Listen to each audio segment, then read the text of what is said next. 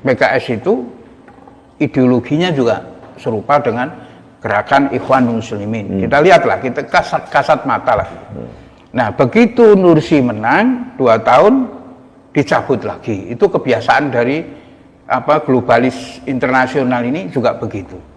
Nah, kita akan dibegitukan ini 2024. Untuk itu saya minta kepada masyarakat Indonesia untuk lebih berhati-hati dalam memilih pemimpin pengganti dari Jokowi di 2024. Harus berhati-hati. Kenapa? Kalau tidak, kita akan susah ke depannya. Nah, ini kita belajar dari sejarah.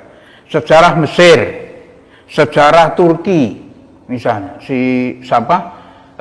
Perdana Menteri Turki itu Tayyip Erdogan itu juga begitu.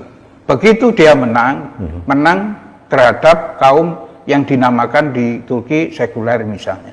Mereka menang. Begitu mereka menang, yang pertama kali dihabisin ya juga kelompok Islam juga, gitu, oleh mereka ini. Saya akan membedah sedikit tentang siapa sih sebetulnya yang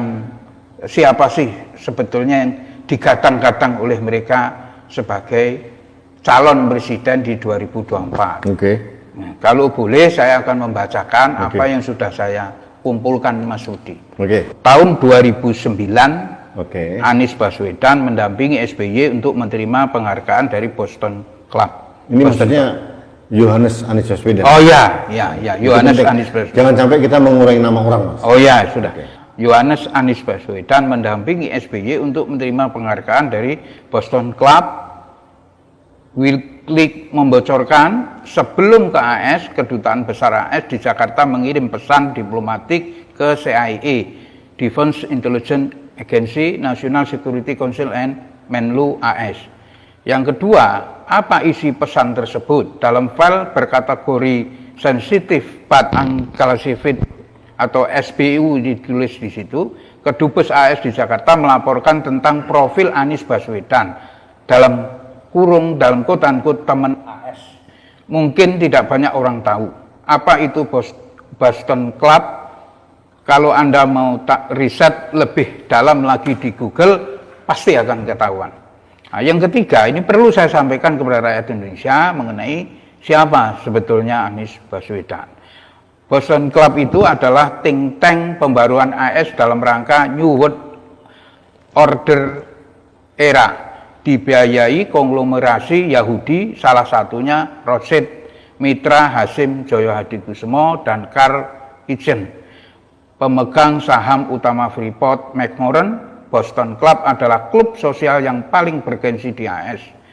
Tidak mudah menjadi membernya, hanya orang tertentu dan paling elit di AS yang bisa jadi member. Mereka adalah para politisi, pengacara top, pengusaha papan atas. Akses Anies Baswedan ke Boston Club tentu tidak datang begitu saja. Itu bukan karena koneksinya dengan elit politik, tetapi memang sudah dipersiapkan AS sejak lama. Ia adalah salah satu alumni dari program AFS, American Field Service, yaitu pertukaran pelajar antara bangsa dan tinggal selama setahun di Milwaukee, Wisconsin, Amerika Serikat. Tamat dari UGM, mendapat beasiswa Fulbright dari Aminef untuk melanjutkan kuliah masternya di bidang keamanan internasional dan kebijakan ekonomi di University of Maryland. Kemudian mendapat beasiswa Gerald S. Merit Fellow untuk meraih gelar doktornya. Artinya sejak SMA memang sudah qualified dalam program binaan antar bangsa Amerika Serikat (AS). Nah, bulan April 2018, Abbas berkunjung ke AS sebagai pembicara pada acara Annual Global Conference 2018 di Los Angeles.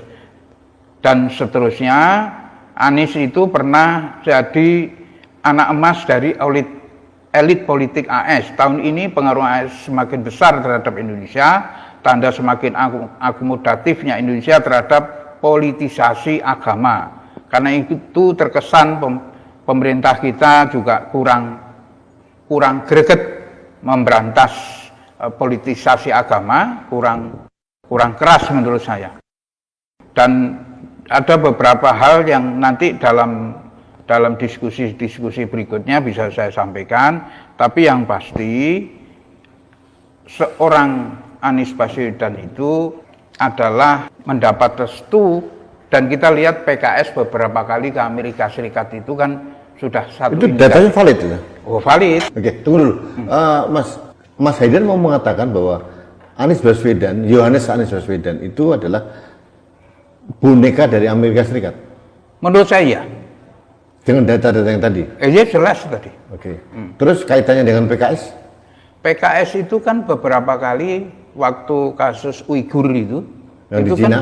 Cina, itu kan PKS minta tolong Amerika untuk nanganin Cina, untuk menekan Cina agar membebaskan masyarakat Uighur yang sebetulnya tidak tahu penyebabnya apa di situ.